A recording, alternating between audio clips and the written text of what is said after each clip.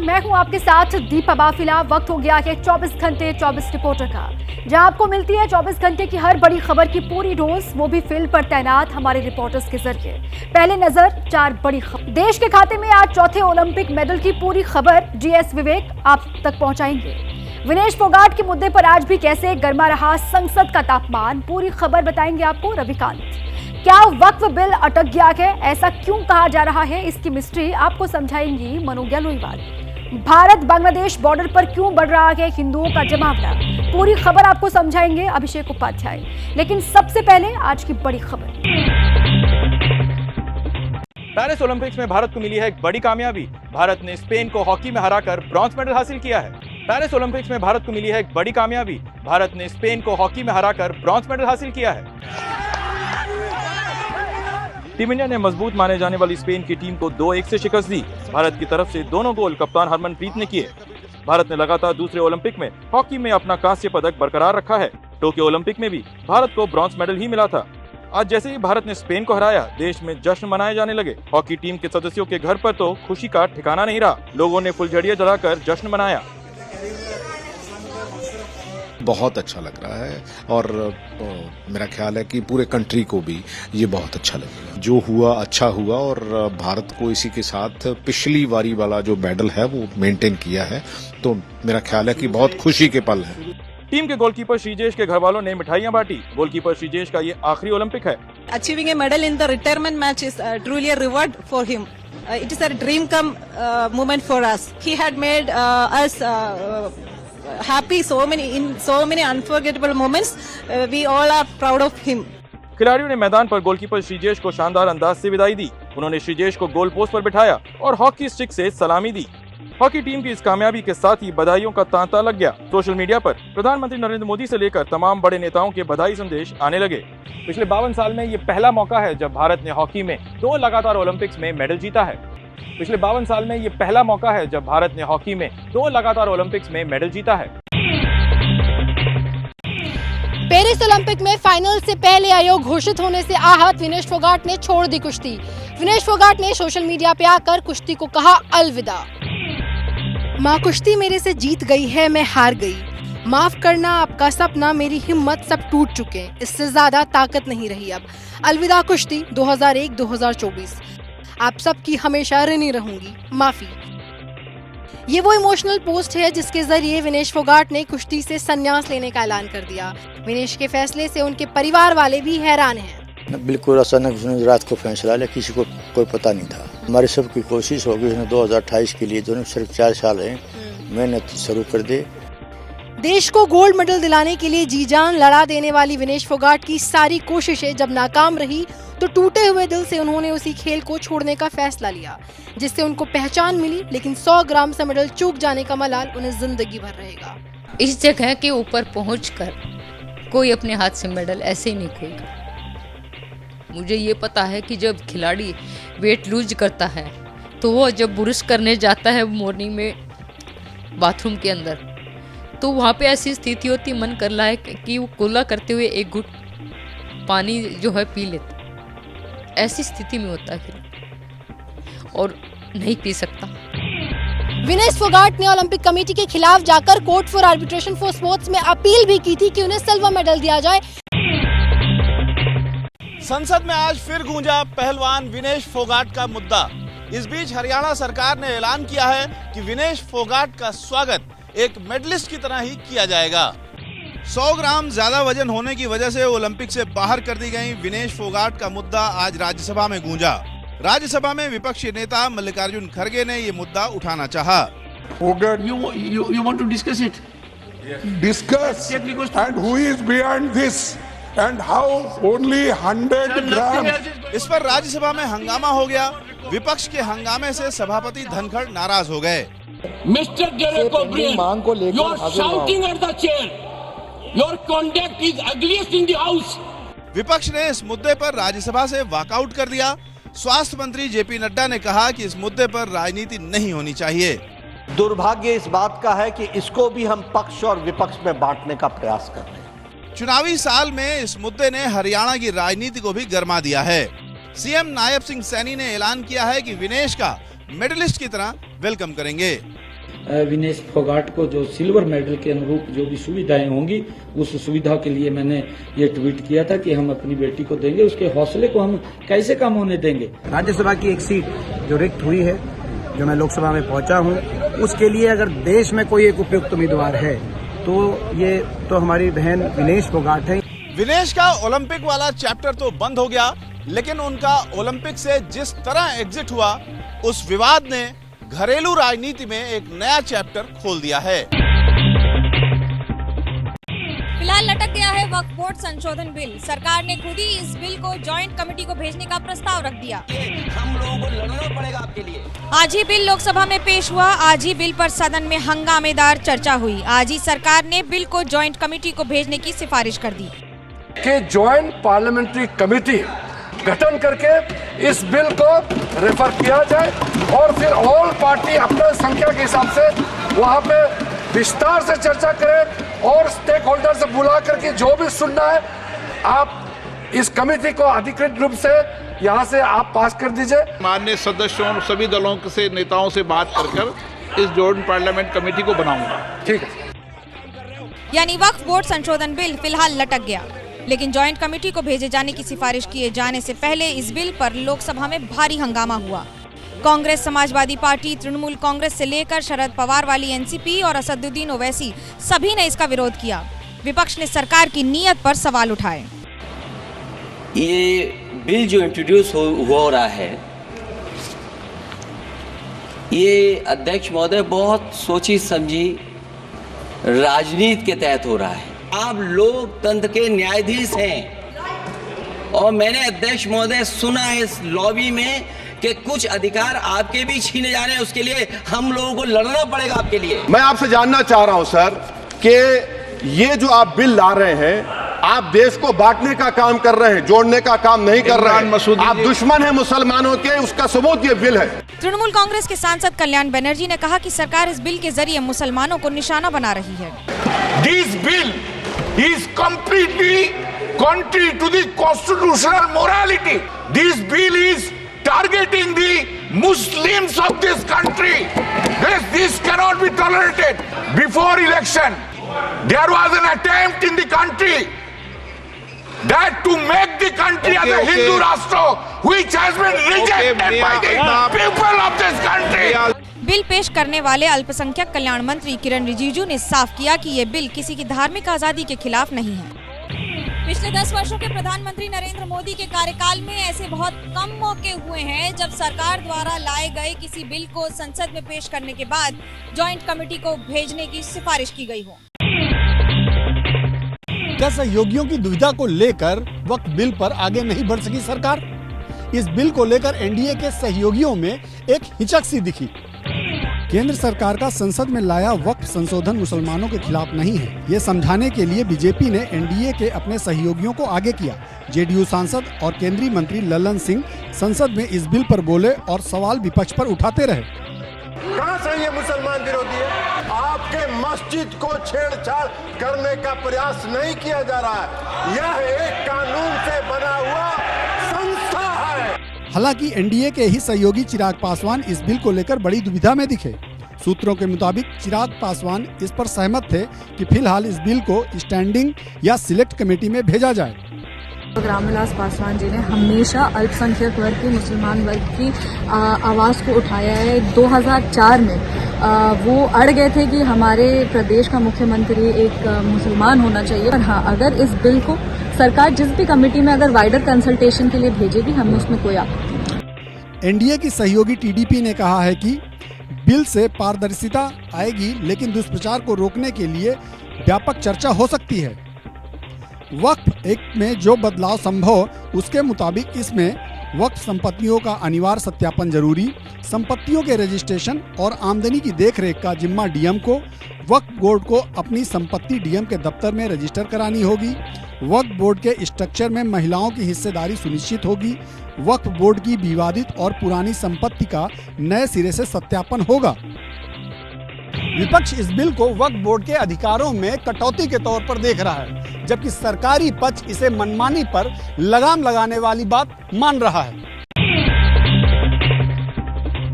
लोकसभा में आज केंद्रीय गृह मंत्री अमित शाह और अखिलेश यादव के बीच गर्मागर्म बहस हो गई। सदन की कार्रवाई के दौरान अखिलेश यादव ने स्पीकर के अधिकारों में कटौती का मुद्दा उठाया तो केंद्रीय गृह मंत्री अमित शाह को गुस्सा आ गया।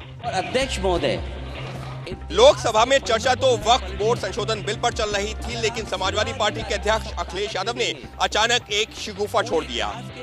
अखिलेश यादव ने कह दिया कि हमने सुना है कि स्पीकर के कुछ अधिकार भी छीने जा रहे हैं। और मैंने अध्यक्ष महोदय सुना है इस लॉबी में कि कुछ अधिकार आपके भी छीने जा रहे हैं, उसके लिए हम लोगों को लड़ना पड़ेगा आपके लिए। ये सुनकर केंद्रीय गृह मंत्री अमित शाह गुस्सा आ गए। उन्होंने अखिलेश यादव से मुखातिब होकर कहा कि गोलमोल बातें ना कीजिए। अध्यक्ष के अधिकार अखिलेश जी सिर्फ विपक्ष के नहीं है, पूरे सदन के हैं। इस तरह की गोलमोल बात आप नहीं कर सकते हो। इस पर लोकसभा में हंगामा हो गया। स्पीकर ओम बिरला को दखल देना पड़ा। बोले चेयर पर टिप्पणी करने से बचें। आसन पर, संसद की आंतरिक व्यवस्था पर कोई टिप्पणी नहीं करना चाहिए। वक्फ संशोधन बिल पर सरकार और विपक्ष आमने सामने है और इस तनातनी की तस्वीर उस दौरान भी नजर आई जब वक्फ संशोधन बिल पर सदन में चर्चा चल रही थी। बांग्लादेश में आज मोहम्मद यूनुस की अगुवाई में नई अंतरिम सरकार बन गई। यूनुस अब चीफ एडवाइजर के तौर पर देश की जिम्मेदारी संभालेंगे। बांग्लादेश के राष्ट्रपति भवन की ये तस्वीरें नई सरकार की तस्दीक करती हैं। बांग्लादेश के राष्ट्रपति मोहम्मद शहाबुद्दीन ने नोबेल विजेता मोहम्मद यूनुस को पद और गोपनीयता की शपथ दिलाई। इसके बाद अंतरिम सरकार के दूसरे सदस्यों ने भी शपथ ली। बताया जा रहा है कि नई अंतरिम सरकार का कार्यकाल 3 साल का होगा। बांग्लादेश एक परिवार है, हमें इसे एकजुट रखना होगा। सारी शंकाएं दूर करनी होगी, जो दूर हो गए उन्हें पास लाना होगा ताकि एक साथ काम कर सकें। हालांकि खालिदा जिया नई सरकार के कार्यकाल को लेकर खुश नहीं है। बेगम खालिदा जिया की पार्टी बीएनपी ने जल्द से जल्द चुनाव कराने की मांग की है। कल हुई रैली में कहा गया था कि जनता की चुनी हुई सरकार बननी चाहिए। बीएनपी की मांग है कि देश में 3 महीने के अंदर आम चुनाव कराए जाएं। बीएनपी समेत बांग्लादेश के आजादी पसंद लोगों को इस साजिश के खिलाफ सतर्क रहना चाहिए, क्योंकि हमारे कठिन संघर्ष को अस्थिरता से खत्म नहीं किया जा सकता। मुख्य सलाहकार की शपथ लेने के बाद यूनुस स्टेट गेस्ट हाउस की तरफ रवाना हुए, क्योंकि शेख हसीना के देश छोड़कर जाने के बाद प्रदर्शनकारी पीएम आवास गनु भवन में घुस गए थे। उन्होंने यहाँ तोड़फोड़ की, जिसकी वजह से फिलहाल गनु भवन रहने लायक नहीं है। भारत भी चाहता है कि ढाका में जल्द से जल्द सब ठीक हो जाए। जितना जल्दी से जल्दी लॉ एंड ऑर्डर, कानून व्यवस्था उस देश में बहाल होगा, उससे उस देश के लोगों के लिए और साथ साथ पूरे क्षेत्र के लिए ये बेहतर होगा। शपथ लेने से पहले ढाका ट्रिब्यूनल ने लेबर लॉ कानून के उल्लंघन के मामले में मोहम्मद यूनुस को बरी कर दिया। 1 जनवरी को मोहम्मद यूनुस को 6 महीने की सजा सुनाई गई थी, जिसके खिलाफ अपील दायर की गई थी। बांग्लादेश में 5 अगस्त के बाद से भड़की हिंसा का दौर जारी है। शेख हसीना के बांग्लादेश छोड़ने के 75 घंटों के अंदर 230 से ज्यादा मौतें हो चुकी हैं। शेख हसीना के बेटे ने कहा है कि अवामी लीग अभी खत्म नहीं हुई। सोशल मीडिया पर हिंसा की ये तस्वीरें वायरल हो रही हैं। कहा जा रहा है कि हिंदुओं के घरों पर इस तरह हमले किए गए। बताया गया कि बांग्लादेश के खुलना जिले के कतिपारा गाँव में दंगाइयों ने हिंदू समुदाय के 50 घरों में आग लगा दी। रोती बिलखती ये महिला पिपला गूंज गाँव की बताई जा रही है। यहाँ भी पूरी की पूरी बस्ती को जलाकर राख कर दिया गया। दावा है कि इस इलाके में हिंदू समुदाय के लोग रह रहे थे। आर्मी का दावा है कि अब हालात काबू में हैं, लेकिन सोशल मीडिया पर इस तरह के वीडियो लगातार सर्कुलेट हो रहे हैं। कहा जा रहा है कि सिलहट से लेकर दिनाजपुर के किजॉयगंज बाजार में हिंसा भड़की हुई है। हालांकि वीपी न्यूज इस वीडियो की पुष्टि नहीं करता। इस बीच विदेश मंत्रालय ने कहा है कि बांग्लादेश में हालात पर नजर बनाए हुए है। It is the responsibility of every government to ensure well-being of all its citizens. We hope for early restoration of law and order in Bangladesh. Bangladesh में हिंसा के साथ लूटपाट की घटनाओं में भी बढ़ोतरी हुई है। ढाका के इसी भी छतर इलाके में कई चोर हाथ में चाकू और दूसरे हथियार लेकर घरों में घुसते हुए नजर आए। इस दौरान सैनिकों ने आम नागरिकों की मदद के लिए कई चोरों को हिरासत में लिया है। हालात बिगड़ता हुआ देखकर बांग्लादेश के राष्ट्रपति मोहम्मद शहाबुद्दीन ने सुरक्षा बलों और पुलिस को ऑर्डर दिया है कि दंगाइयों से सख्ती से निपटा जाए। बांग्लादेश में हिंसा के बाद वहां मौजूद हिंदू समुदाय में डर का माहौल। हिंसा के बाद घर बार छोड़ करके भारत बॉर्डर की तरफ कूच कर रहे सैकड़ों लोग बीएसएफ के नॉर्थ बंगाल फ्रंटियर ने घुसपैठ की कोशिशें नाकाम की। बांग्लादेश में माइनॉरिटी हिंदुओं के साथ उन लोगों को टारगेट किया जा रहा है जो शेख हसीना के सपोर्टर थे। हिंसा का दौर अब भी जारी है। जलता हुआ घर किसी और का नहीं, आर्मी के रिटायर्ड मेजर का है। मोहम्मद अली समीन ने अपने सोशल मीडिया अकाउंट से ये तस्वीरें शेयर की। बताया कि गुंडों ने उनके घर में आग लगा दी। ये तस्वीर भारत बांग्लादेश बॉर्डर की बताई जा रही है। हिंदू समुदाय के लोग रात भर चलकर बॉर्डर की तरफ पहुंच रहे हैं। पंचगढ़ से लेकर जलपाईगुड़ी के पास सैकड़ों लोग इकट्ठा हो गए, लेकिन नॉर्थ बंगाल फ्रंटियर के जवानों ने इन्हें रोका। बीएसएफ के अलावा बॉर्डर गार्ड बांग्लादेश ने इन लोगों से बातचीत की। काफी देर समझाया, लेकिन काफी देर तक इस तरह की अफरा तफरी के हालात बने रहे। 5 अगस्त की घटना के बाद बांग्लादेश से लगे इंटरनेशनल बॉर्डर पर बीएसएफ हाई अलर्ट पर है। इस बीच पेट्रापोल बॉर्डर पर आयात निर्यात शुरू हो चुका है। इसे लेकर कल दोनों देशों के अधिकारियों ने मीटिंग की थी। घुसपैठ की आशंका के बाद त्रिपुरा अलर्ट पर है। मेघालय ने भी बॉर्डर पर लगने वाले बाजारों को बंद करने का आदेश जारी कर दिया है और ओडिशा ने समुद्री सीमा पर चौकसी बढ़ा दी है। बांग्लादेश में मौजूदा हालात के बीच फाइनेंस सिस्टम पर भी असर। बांग्लादेश बैंक ने पैसे निकालने पर लगाई लिमिट। ढाका एयरपोर्ट पर अफरा तफरी का माहौल। 5 अगस्त को शेख हसीना की सरकार गिराए जाने के बाद से ढाका में तनाव जारी है और इसका सबसे बड़ा असर आम जनता की जिंदगी पर पड़ा है। लोग पैसों के लिए मोहताज हो रहे हैं। बांग्लादेश में बैंक से कैश निकालने पर लिमिट सेट कर दी गई। एक अकाउंट पर 1 लाख टका से ज्यादा कैश नहीं निकाला जा सकता। ये ऑर्डर आज जारी किया गया। बांग्लादेश बैंक ने दूसरे बैंकों को कैश फ्लो रोक दिया। इसके चलते करीब आधा दर्जन बैंक में नए सिरे से प्रदर्शन शुरू हो गए। अराजकता का माहौल ढाका एयरपोर्ट पर भी नजर आया। कई लोग बांग्लादेश छोड़ने के लिए एयरपोर्ट पर पहुंच गए, लेकिन वहां इमिग्रेशन पुलिस विभाग की हड़ताल थी। इसके चलते कई पैसेंजर्स को काफी देर तक दिक्कतों का सामना करना पड़ा। कुछ पैसेंजर्स और एयरपोर्ट के स्टाफ के बीच बहस भी हो गई। खबर ये भी आई है कि बांग्लादेश में भारतीय वीजा केंद्र अगले आदेश तक बंद रहेगा। अभी वो बांग्लादेश का परिस्थिति अच्छा नहीं है, क्योंकि वो छात्र छात्री आंदोलन किया। हमारा मंत्री जे वो तो प्रॉब्लम हो गया, बहुत खराब होता है। अभी गंजाम फैसाद चलती है, रात में वो लूट होता है, सब तसनस हो जाता है। इधर बांग्लादेश के नारायणपुर इलाके में पूर्व रेल मंत्री जुल्लुन हकीम के घर पर तोड़फोड़ की गई। ढाका पोस्ट के मुताबिक रेल मंत्री उस वक्त घर में मौजूद नहीं थे। इस बीच पाकिस्तान में छात्र संगठन ने शाहबाज सरकार को अल्टीमेटम दे दिया है। छात्रों ने कहा है कि 30 अगस्त तक इमरान खान को रिहा करें, वरना बांग्लादेश जैसा आंदोलन करेंगे। शेख हसीना को हटाकर बनी बांग्लादेश में नई सरकार को अमेरिका का सपोर्ट। कहा कि नई सरकार के साथ काम करने के लिए तैयार। वहीं चीन ने कहा कि बांग्लादेश में हुई हिंसा के पीछे सिर्फ राजनीति वजह नहीं। ये बयान ऐसे वक्त में आ रहे हैं जब शेख हसीना भारत में मौजूद हैं। शेख हसीना के बेटे का दावा है कि उनकी मां अपने देश वापस लौटेंगी। जैसे ही वहां लोकतंत्र बहाल होगा, हसीना लौट जाएंगी। लेकिन क्या वो राजनीति में एक्टिव रहेंगी या नहीं, इसे लेकर कुछ नहीं कहा। सवाल है कि शेख हसीना भारत में कब तक रहेंगी, उनके प्लान क्या है। इस सवाल विदेश मंत्रालय से पूछा गया। एक शॉर्ट नोटिस पे हम लोगों ने इजाज़त दी उनको यहाँ आने के लिए, भारत आने के लिए।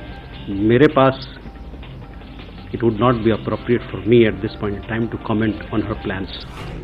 शेख हसीना पर सीमित रिएक्शन आए, लेकिन सूत्रों के मुताबिक वो यूएई, बेलारूस, कतर, सऊदी अरब और फिनलैंड में शरण लेने के लिए ऑप्शन तलाश रही हैं। ब्रिटेन और अमेरिका की तरफ से पॉजिटिव रिस्पांस नहीं मिला। उल्टा अमेरिका कह रहा है नई सरकार के साथ काम करेंगे। भारत के सीडीएस ने कहा दुनिया में अस्थिरता बढ़ती जा रही है। In my view, I think the world is actually in the most violent phase of its existence ever since World War II. Bangladesh के मौजूदा हालात को लेकर विदेश मंत्री एस जयशंकर ने ब्रिटेन के अपने काउंटर पार्ट डेविड लेमी से बात की। ब्रिटेन की तरफ से कहा गया कि यूएन बांग्लादेश हिंसा की जांच कर सकता है। भारी बारिश से वाराणसी और प्रयागराज में गंगा नदी उफान पर। वाराणसी में घाट डूबे तो प्रयागराज में गंगा का पानी घरों में घुसा। गंगा का ये रौद्र रूप वाराणसी में लोगों को डरा रहा है। पहाड़ों पर भारी बारिश के बीच वाराणसी में गंगा का जलस्तर 70 मीटर तक पहुंच गया है। नमो घाट की विश्व प्रसिद्ध सूर्य नमस्कार आकृति भी गंगा के पानी में डूब गई है। 80 घाट और सुबह बनारस घाट भी जलमग्न हो चुके हैं। दशाश्वमेध और मणिकर्णिका घाट की एक भी सीढ़ी नहीं दिख रही है। गंगा आरती हो या अंतिम संस्कार, सब छतों और गलियों में हो रहा है। गंगा में नाव और क्रूज पर बैन लगा दिया है। प्रयागराज में गंगा और यमुना दोनों नदियां उफान पर हैं। संगम क्षेत्र में लगातार लोग सुरक्षित स्थानों की ओर रुख कर रहे हैं। बाढ़ के खतरे को देखते हुए सिंचाई विभाग अलर्ट मोड में है। 24 घंटे निगरानी की जा रही है। गंगा के आसपास बने घरों में पानी घुस गया है।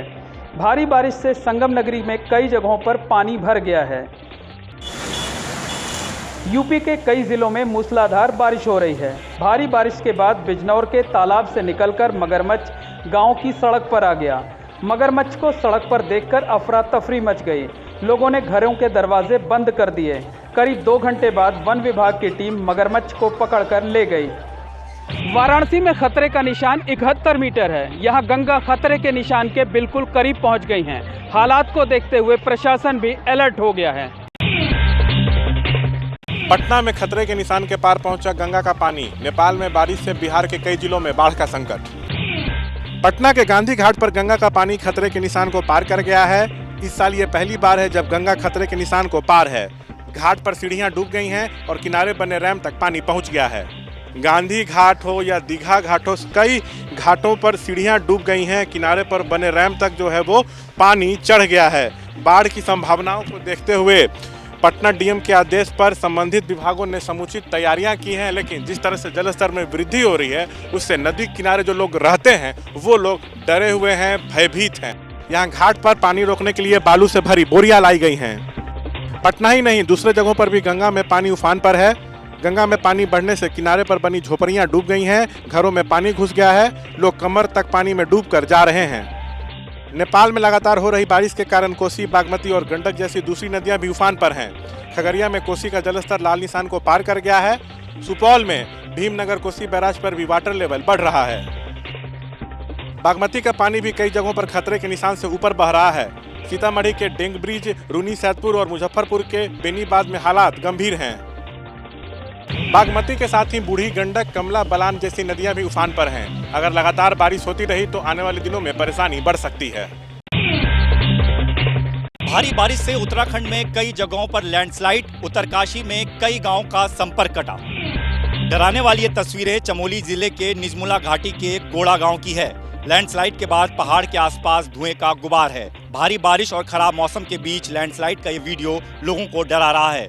ऐसा ही भूस्खलन उत्तरकाशी में भी हुआ है। मोरी तहसील के जखोल लिवाड़ी रोड का बड़ा हिस्सा इस लैंडस्लाइड के चपेट में आ गया। लैंडस्लाइड के बाद रास्ता बंद हो गया और 5 गांवों से संपर्क कट गया। आसपास के गांव के लोग जान जोखिम में डालकर जंगल के रास्ते सफर कर रहे हैं। केदारनाथ यात्रा पड़ाव के सोनप्रयाग और गौरीकुंड के बीच लगातार लैंडस्लाइड हो रहा है। यहाँ पहाड़ी से बड़े बड़े बोल्डर रास्ते पर गिर रहे हैं। केदारनाथ धाम में खराब मौसम के कारण रेस्क्यू ऑपरेशन में परेशानी हो रही है। यहाँ अब भी 40 तीर्थयात्री फंसे हुए हैं। खराब मौसम के कारण चिनूक और MI-17 हेलीकॉप्टर उड़ान नहीं भर पाए। केदारनाथ रूट पर गौचर से आज 17 श्रद्धालुओं को एयरलिफ्ट किया गया। वहीं केदारनाथ धाम में 750 किलो राशन भेजा गया। उत्तराखंड के 10 जिलों में भारी बारिश का अलर्ट है। अगले 1 हफ्ते तक यहाँ मौसम खराब रहेगा। बढ़ती महंगाई के खिलाफ विपक्षी सांसदों का संसद के बाहर प्रदर्शन। सब्जियों के दाम घटाने और किसानों को MSP देने की मांग।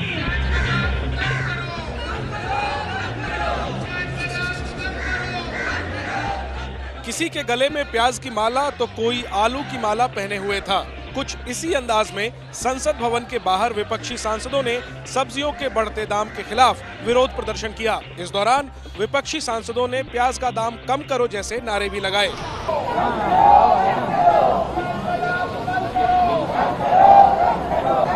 विपक्षी सांसदों का आरोप है कि सब्जियों के दाम बढ़ रहे हैं, लेकिन इसका फायदा किसानों को नहीं हो रहा है।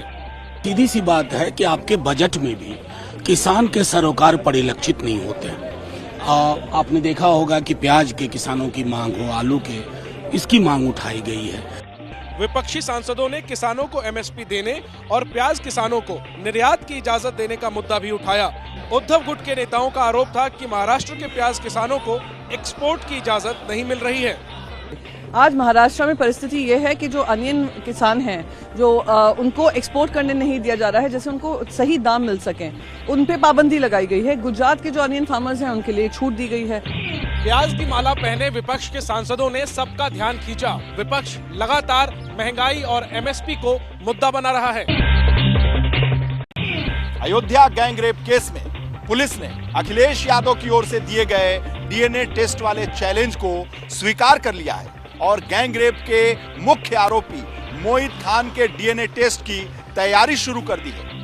अयोध्या गैंगरेप केस में आरोपी मोहित खान पर पुलिस ने शिकंजा टाइट करना शुरू कर दिया है। पुलिस ने सबूतों को पुख्ता करने के लिए आरोपी मोहित खान के डीएनए टेस्ट की तैयारी शुरू कर दी है। जानकारी के मुताबिक जेल में बंद मोहित खान के साथ ही नौकर राजू का भी डीएनए टेस्ट कराया जाएगा। यूपी पुलिस केजीएमयू में रेप पीड़ित के गर्भपात के दौरान भ्रूण का डीएनए सैंपल पहले ही ले चुकी है। वहीं गैंगरेप केस में आरोपी मोहित खान का मोबाइल अभी तक नहीं मिला है, जिसे रिकवर करने के लिए पुलिस कोर्ट से अगली सुनवाई पर मोहित खान की रिमांड मांग सकती है। अयोध्या गैंगरेप केस मामले में पुलिस और प्रशासन शुरुआत से ही एक्शन मोड में है। मुख्य आरोपी मोहित खान के बेकरी का लाइसेंस रद्द किया जा चुका है और उसके इमारत पर बुलडोजर चलाया जा चुका है। कन्नौज में थूक से मसाज करने के आरोपी यूसुफ खान के सैलून पर चला बुलडोजर, अवैध अतिक्रमण करके बनाई थी दुकान। यूसुफ की ये घिनौनी हरकत सोशल मीडिया पर वायरल थी। सैलून में मसाज कराने आए एक शख्स के चेहरे पर क्रीम लगी है, उसकी आंखें बंद है और यूसुफ बार बार अपने हाथ में थूक लेकर कस्टमर के चेहरे पर लगा रहा है। अपनी इस करतूत का वीडियो भी खुद यूसुफ बना रहा था। सोशल मीडिया पर यह वीडियो वायरल हुआ तो कई संगठन सड़क पर उतर आए। यूसुफ के खिलाफ एक्शन की मांग हुई। हिंदू जागरण मंच के प्रांतीय उपाध्यक्ष अंशु तिवारी ने यूसुफ के खिलाफ एफआईआर दर्ज करवाई। पुलिस ने पहले आरोपी को गिरफ्तार किया, फिर नगर पंचायत की टीम एक्टिव हुई। बुधवार शाम प्रशासन की टीम छिबरा मोड़ चौराहे पर यूसुफ की दुकान ढाने पहुंची थी, लेकिन भीड़ की वजह से एक्शन नहीं हुआ। आज सुबह फिर से प्रशासन का बुलडोजर पहुंचा और देखते देखते यूसुफ की दुकान जमींदोज हो गई। प्रशासन का दावा है कि यूसुफ खान ने अतिक्रमण करके दुकान बनाई थी। यूसुफ ने अपनी करतूत का वीडियो खुद सोशल मीडिया पर पोस्ट किया था। वीडियो 15 दिन पुराना है। यूसुफ की गिरफ्तारी के बाद से उसका परिवार फरार है। यूपी के मेरठ में भाई ने अपनी नाबालिग बहन की गला दबाकर हत्या कर दी, तो वहीं भीड़ तमाशबीन बनी रही। सड़क पर युवक ने लड़की का गला पकड़ रखा है। लोग गुजर रहे हैं। कुछ लोग पास में ही खड़े लड़की को घुट-घुट कर मरते देख रहे हैं, लेकिन कोई कुछ नहीं बोल रहा। एक के बाद एक बाइक सवार गुजरते रहे। कोई रुका, किसी ने रफ्तार कम की, लेकिन किसी ने लड़की की जान लेने पर तुले युवक को नहीं रोका और फिर सब अपने अपने रास्ते बढ़ गए। तस्वीरें मेरठ के इचौली थाना इलाके के नंगला शेखू गांव की हैं। आरोपी का नाम हसीन है, जिसने बीच सड़क पर अपनी ही बहन की गला दबाकर हत्या कर दी। वो भी सिर्फ इसलिए क्योंकि बहन अपनी पसंद के लड़के से शादी करना चाहती थी। आरोपी भाई ने पहले अपनी बहन को घर पर पीटा और उसके बाद सड़क पर लगातार उसका तब तक गला दबाया जब तक उसकी मौत नहीं हो गई। हालांकि पुलिस ने आरोपी भाई हसीन को गिरफ्तार कर लिया है। चीन ने साउथ चाइना सी में अल्ट्रा शैलो गैस की खोज की है। Ultra shallow gas ultra deep water में सबसे बड़ी गैस की खोज मानी जा रही है। गहरे नीले पानी का समंदर, उसके बीच में ये विशालकाय प्लांट और उससे धधकती ज्वाला, ये चीन का मशहूर साउथ चाइना सी है। और इसी बहुत गहराई में चीन ने खोज डाला है एक नई तरह का गैस क्षेत्र, जो कि लगभग 100 बिलियन क्यूबिक मीटर में फैला है, जिसे गहरे समंदर में दुनिया का पहला विशालकाय अल्ट्रा शैलो गैस क्षेत्र माना जा रहा है। अपने दक्षिणी प्रांत हन्नान के समंदर में चीन ने यह खोज की है। चीन को इस गैस क्षेत्र को खोजने में समंदर के अंदर बहुत गहरी खुदाई नहीं करनी पड़ी, इसलिए इसे अल्ट्रा शैलो गैस फील्ड कहा जा रहा है। ट्रेगी दरोगा अमित मिश्रा 2 अगस्त की रात इनकी तैनाती बिसरख थाना क्षेत्र में थी। आरोप है कि रात के वक्त एक महिला को लेकर दिल्ली की ओर से आई कैब गौर सोसाइटी के पास रुकी।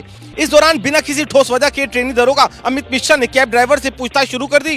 कैब चालक के साथ मारपीट की, जेब से 7,000 रुपए निकाल लिए। कैब चालक ने गौर सिटी चौकी में शिकायत की तो कार्रवाई नहीं हुई। ऐसे में पीड़ित ने पुलिस कमिश्नर से गुहार लगाई, जिसका संज्ञान लेते हुए पुलिस कमिश्नर ने कड़ी कार्रवाई की है। ट्रेनी दरोगा अमित मिश्रा को बर्खास्त कर गिरफ्तार कर लिया गया है। अमित मिश्रा के 2 सहयोगी अभिनव और आशीष की तलाश की जा रही है। केस का संज्ञान न लेने के आरोप में डीसीपी सेंट्रल सुनीति को पद से हटा दिया गया। बिसरख थाना के एसएचओ अरविंद कुमार, गौर सिटी चौकी इंचार्ज रमेश चंद्र और दरोगा मोहित को निलंबित कर दिया है। कैब ड्राइवर से लूटपाट में इस्तेमाल 2 गाड़ियों को सीज किया गया है। गुजरात एटीएस ने मुंबई के चिंचबंदर इलाके से 800 करोड़ का प्रतिबंधित ड्रग पकड़ा। छापेमारी के दौरान 2 आरोपियों को गिरफ्तार किया गया। चेहरे पर दाढ़ी और काली टी शर्ट और साथ में खड़ा एक दूसरा युवक जिसने बैंगनी कलर की टी शर्ट पहन रखी है। ये वो 2 चेहरे हैं जिनके पास से 1 या 2 नहीं पूरे 800 करोड़ का प्रतिबंधित ड्रग मेफेड्रोन, जिसे एमडी भी कहा जाता है, वो बरामद हुआ है। दोनों की पहचान मोहम्मद यूनुस और मोहम्मद आदिल के रूप में हुई है। दोनों मुंबई के चिंचबंदर इलाके में मौजूद फ्लैट से गुजरात एटीएस ने गिरफ्तार किया है। आरोपियों ने मेफेड्रोन निर्माण के लिए भिवंडी के नदी नाका इलाके में एक फ्लैट किराए पर लिया था। इंट्रोगेशन हमारी चल रही है। प्राइमा फेसी जो बात आई है कि ये वहीं लोकल में ही सप्लाई करने वाले थे। ये लोकल के कुछ पेडलर्स के साथ में भी कॉन्टेक्ट में है। पूछताछ में पता चला है कि आरोपी मोहम्मद यूनुस दुबई से सोने और इलेक्ट्रॉनिक सामान की तस्करी में भी शामिल है। गुजरात एटीएस ने बीते 18 जुलाई को सूरत के कारेली गांव से अवैध मेफेड्रोन ड्रग बनाने वाली फैक्ट्री पकड़ी थी। इस केस में 3 लोगों को गिरफ्तार किया गया था और उनसे पूछताछ के बाद गुजरात एटीएस यूनुस और आदिल तक पहुंची। आज करोड़ों बैंक उपभोक्ताओं के लिए बड़ी खबर आई है। अब चेक क्लियर होने के लिए 2 दिन का वक्त नहीं लगेगा, कुछ घंटों में ही आपका चेक क्लियर हो जाएगा। आरबीआई ने यह ऐलान किया है। अब तक होता ये था कि अगर आपके पास किसी दूसरे बैंक का चेक है और आपने उसे अपने बैंक में लगाया तो बैंक की तरफ से कम 2 वर्किंग डे का टाइम लगता था, और अगर इस बीच कोई छुट्टी हो जाए तो फिर पैसों के लिए और ज्यादा इंतजार करना पड़ता। उसके बाद आपका चेक क्लियर होता था। लेकिन अब नई व्यवस्था के तहत 2 दिन का काम कुछ घंटों में हो जाएगा। रिजर्व बैंक के गवर्नर शक्तिकांत दास ने मॉनेटरी पॉलिसी कमेटी की मीटिंग में ये ऐलान किया। गवर्नर ने कहा कि इसका फायदा चेक देने वालों और पैसा पाने वालों यानी चेक पेयर और चेक बोरोवर दोनों को मिलेगा, और पूरा प्रोसेस तेज होने से बैंकिंग पर भी पॉजिटिव असर आएगा। इस फैसले का असर आम जनता से लेकर बिजनेस क्लास, बैंकों, संस्थानों, शिक्षा और फाइनेंस सेक्टर से जुड़े सभी लोगों को होगा। हालांकि आरबीआई की मॉनेटरी पॉलिसी कमेटी ने रेपो रेट यानी नीतिगत ब्याज दर में कोई बदलाव नहीं किया है, यानी बैंकों को कर्ज का दर 6.5% रहेगी। आपके ईएमआई में इंटरेस्ट अभी नहीं घटेगी। नवी मुंबई में रूह कपा देने वाली वारदात। बॉयफ्रेंड ने पत्थर से बांधकर लड़की को खाड़ी में फेंका। 19 साल की भाविका मोरे का शव मछुआरों ने देखा। पुलिस ने जब जांच शुरू की तो सनसनीखेज खुलासा हुआ। जांच के लिए पुलिस ने सीसीटीवी फुटेज खंगाला तो भाविका स्वास्तिक पाटिल नाम के लड़के के साथ बाइक पर दिखी। दोनों झील की तरफ एक साथ जाते दिखे। पुलिस को शक है कि झगड़े के बाद स्वस्तिक ने भाविका का गला घोटा और उसे पत्थर में बांधकर खाड़ी में फेंक दिया। पुलिस के मुताबिक भाविका को खाड़ी में फेंकने के बाद स्वस्तिक भी खाड़ी में कूद गया। पुलिस को अब तक स्वस्तिक का शव नहीं मिला है। पुलिस जानने की कोशिश कर रही है कि इस वारदात के पीछे की वजह क्या है और आखिर भाविका और स्वस्तिक के बीच झगड़ा क्यों हुआ था। महाराष्ट्र में चुनाव से पहले यात्रा पर निकले अजीत पवार। एकनाथ शिंदे और फडणवीस को बताया सियासत में जूनियर। पिंक जैकेट, पिंक बस और लाडली बहन योजना का प्रचार। महाराष्ट्र के डिप्टी सीएम अजीत पवार ने कुछ इस अंदाज में नासिक से अपनी जन सम्मान यात्रा की शुरुआत की। 31 अगस्त तक चलने वाली ये यात्रा 39 विधानसभा क्षेत्रों से गुजरेगी। इस दौरान अजीत पवार अपनी पार्टी के कार्यकर्ताओं से मुलाकात करेंगे। साथ ही महाराष्ट्र की योजनाओं की जानकारी भी लोगों से साझा करेंगे। हमने महायुति सरकार ने जो काम किया है आज तक, वो काम के बारे में हम सब उनको जानकारी देना चाहते हैं। लोगों को बहुत सी योजनाएं लाई है, उसके बारे में उनके ये सब योजनाओं की मालूमात करने का हमारा इरादा है।